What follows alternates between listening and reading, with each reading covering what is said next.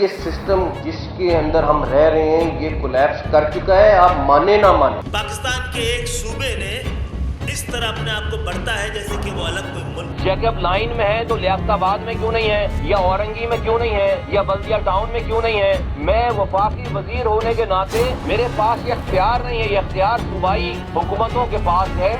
अगर मैं आपको बताऊं कि पाकिस्तान का नक्शा वही जो आपने स्कूल में पढ़ा, 4 सूबों वाला, शायद इस दहाई के इख्तिताम तक वैसा ना रहे। सोशल मीडिया पर एक नक्शा गर्दिश कर रहा है जो वायरल हो चुका है। इसमें पाकिस्तान को 18 बल्कि 27 इंतजामी यूनिट्स में तकसीम दिखाया गया है। पंजाब को 6 हिस्सों में, सिंध को 3 में और बलोचिस्तान व खैबर पख्तूनख्वा को 4 हिस्सों में।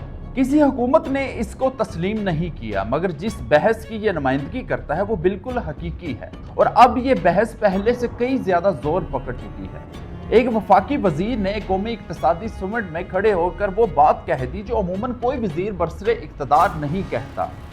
जिस निज़ाम में हम रह रहे हैं वो ज़मीन बोस हो चुका है, क्योंकि ये सिस्टम जिसके अंदर हम रह रहे हैं ये कोलैप्स कर चुका है, आप माने ना माने। आप 10 साल बाद भी यहीं बैठे होंगे और इसी तरह तकरीर कर रहे होंगे और इसी तरह अपने मसले बयान कर रहे होंगे, इसने ऐसे का ऐसा रहे। आज हम वही सवाल उठा रहे हैं जो पार्लियामेंट, सूबाई असम्बली और मुल्क भर के घरों में ज़ेर बहस है।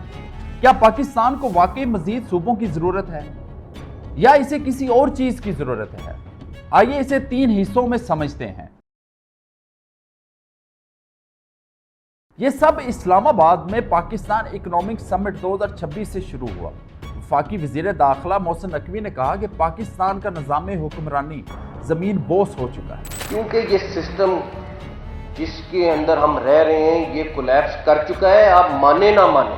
और जब तक मुल्क नए इंतजामी यूनिट्स के जरिए जो भी नाम दिया जाए असर नो तश्कील नहीं पाता, आज के मसाइल अगर 10 साल बाद भी जू के तू मौजूद रहेंगे। उन्होंने तमाम सियासी जमातों से मिल बैठकर इस मामले को तय करने की अपील की। इसी एक बयान ने एक ऐसी बहस छेड़ दी जो पाकिस्तान में दहाइयों से सुलग रही थी। चंद ही दिनों में हर तरफ से रद्दमल आना शुरू हो गया।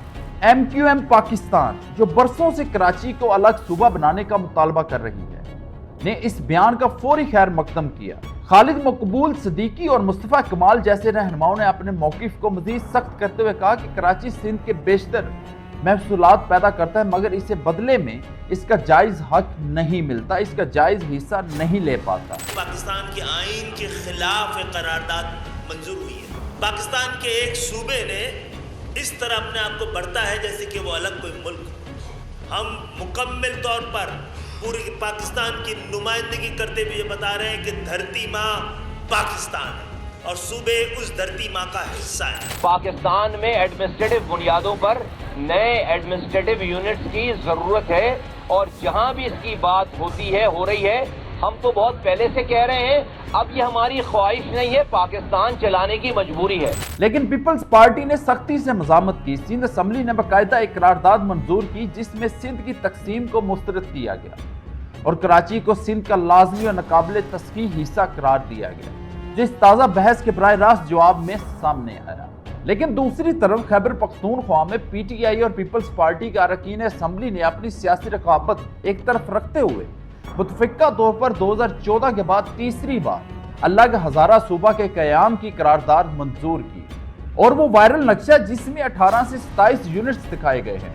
तो क्या ये महज सियासी शोर है या वाकई ही कुछ आगे बढ़ने वाला है? इसके लिए चलते हैं दूसरे हिस्से की तरफ।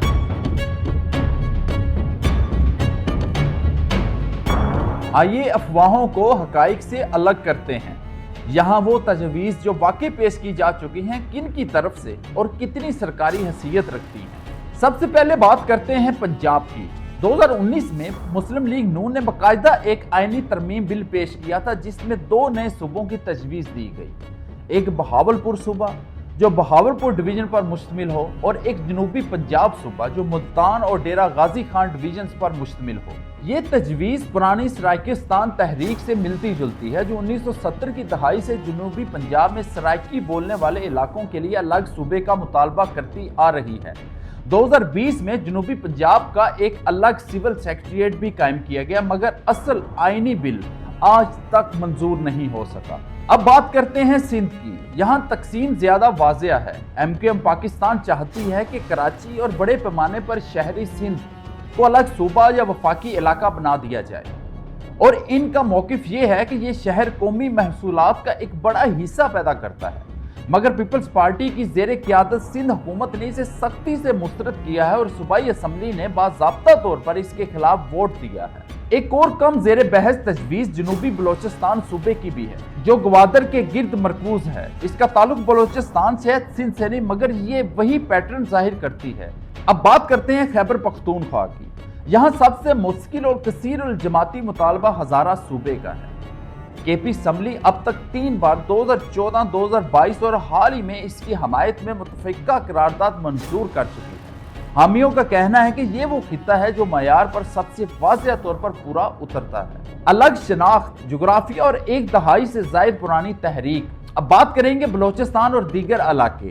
یہاں باضابطہ اور تفصیلی تجویز نسبتاً کم ہے، مگر حال ہی میں گردش کرنے والے نقشے میں بلوچستان کو 4 یونٹس میں تقسیم کرنے کی تجویز دی گئی ہے۔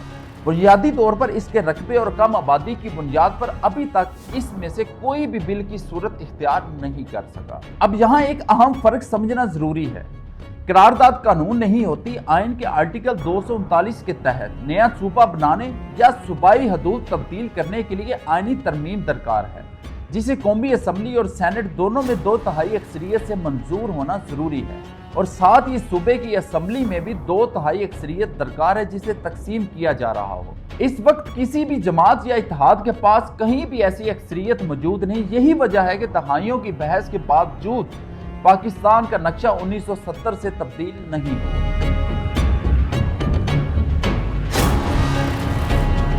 تو یہ بحث اب کیوں چھڑی ہے اور ختم ہونے کا نام کیوں نہیں لے رہی؟ حامیوں کی بنیادی دلیل سادہ ہے۔ پاکستان کے صوبے حکمرانی کے لیے بہت بڑے ہیں۔ اکیلے پنجاب کی آبادی 12 کروڑ سے زائد ہے، دنیا کے بیشتر ممالک سے بھی زیادہ۔ جب راجن پور کے کسی کاشتکار یا ہزارہ کے کسی دکاندار کو حکومت سے کچھ درکار ہو تو صوبائی دارالحکومت سینکڑوں کلومیٹر اور کئی سرکاری تہوں کے پیچھے ہوتا ہے۔ دلیل یہ ہے کہ چھوٹے یونٹس کا مطلب کیا ہوگا؟ عوام کے قریب حکومت، جسمانی اور انتظامی دونوں لحاظ سے، اسکولوں، ہسپتالوں اور پولیسنگ سے متعلق فیصلوں میں تیزی، متوازن ترقی بجائے اس کے کہ وسائل صرف لاہور، کراچی اور پشاور میں مرکوز ہوں۔ ان خطوں کو سیاسی نمائندگی جو جیسے ہزارہ یا جنوبی پنجاب ثقافتی اور معاشی طور پر نظر انداز محسوس کرتے ہیں، مگر اس کے مقابلے میں ایک سنجیدہ دلیل بھی موجود ہے، اور یہ صرف ان سیاستدانوں کی طرف سے نہیں جن کا اثر و رسوخ کم ہو جائے گا۔ ماہر معیشت اور سابق سرکاری افسران جن میں ڈاکٹر عشرت حسین اور سابق پلاننگ کمیشن حکام جیسی آوازیں شامل ہیں، خبردار کرتے ہیں کہ نئے صوبوں کا مطلب ہے نئے گورنر ہاؤسز، نئے وزیر اعلیٰ ہاؤسز، نئے سیکریٹریٹ، نئی اسمبلیاں اور ہزاروں نئی سرکاری ملازمتیں۔ ایک ایسے ملک جو پہلے ہی قرضوں کی ادائیگی اور محدود مالی گنجائش سے دوچار ہے۔ یہ ایک حقیقی بوجھ ہے جو ٹیکس پیئر ادا کریں گے بغیر اس ضمانت کے نتائج بہتر نکلیں گے یا نہیں۔ ان کی دلیل واضح ہے کہ مسئلہ کبھی صوبوں کی تعداد نہیں تھا، مسئلہ یہ ہے کہ انہیں کیسے چلایا جاتا ہے۔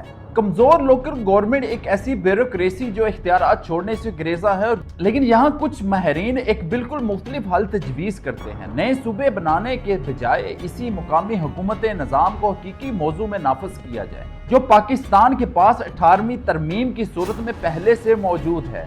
اضلاع اور بلدیاتی اداروں کو حقیقی مالی اور انتظامی اختیارات دے کر بغیر کسی نئے سیکریٹریٹ کی تعمیر کے، اور اس میں سیاسی خطرات بھی موجود ہیں۔ پنجاب یا سندھ نئے صوبوں کا سوال کھولنا، بلوچستان، گلگت بلتستان اور آزاد کشمیر بھی ایسے ہی مطالبات کو دعوت دے سکتا ہے، جو ایک انتظامی بحث کو وفاق کی ساخت پر ایک بہت بڑی جنگ میں تبدیل کر سکتا ہے۔ تو لاسٹ میں بات کریں گے کہ ہم کہاں کھڑے ہیں۔ پاکستان کے صوبے واقعی بہت بڑے ہیں اور لاکھوں لوگوں کے لیے حکومت واقعی ہی دور محسوس ہوتی ہے۔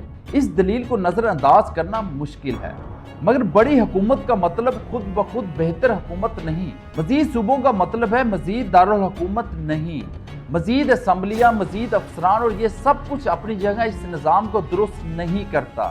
جب جواب دہی کمزور ہو اور خدمات ان لوگوں تک نہ پہنچے جنہیں ان کی ضرورت ہے، تو اس طرح کے مسائل جنم لیتے رہیں گے۔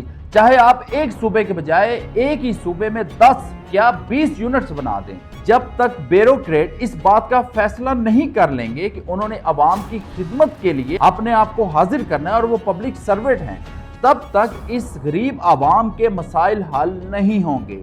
चाहे फिर यूनिट्स उनके घर के करीब हों या उनके घर से हजारों किलोमीटर दूर, इंसाफ पहुंचाया जाता है, इंसाफ दिया जाता है। और जब इंसाफ कायम होता है तो सबको इंसाफ होता हुआ और मिलता हुआ नजर भी आता है और लोग इस बात को मानते हैं। माना फर्ज करें अगर यूनिट्स बन जाते हैं, अलग सूबे बन जाते हैं, लेकिन इंफ्रास्ट्रक्चर तो यही रहेगा, तर्ज़े हुकूमत, तर्ज़े ब्यूरोक्रेसी तो आपको यही डिलीवर करेगी। और जब तक लोग अपनी सोच नहीं बदलेंगे, जब तक ब्यूरोक्रेसी की सोच नहीं बदली जाएगी, जब तक हर पाकिस्तानी, हर पब्लिक सर्वेंट ये इरादा नहीं कर लेता, दोबारा से हलफ नहीं ले लेता कि वो इस अवाम की खिदमत के लिए इस कुर्सी पर बैठा है, तो अवाम को कहीं से भी कभी भी कुछ हासिल नहीं होगा। आप बारे में क्या कहते हैं, मुझे अपनी राय से ज़रूर आगाह कीजिएगा। मुझे दीजिए यहाँ से इजाज़त, अपना बहुत सारा ख्याल रखें और चैनल को सब्सक्राइब करना मत भूलिएगा। खुदा हाफिज़।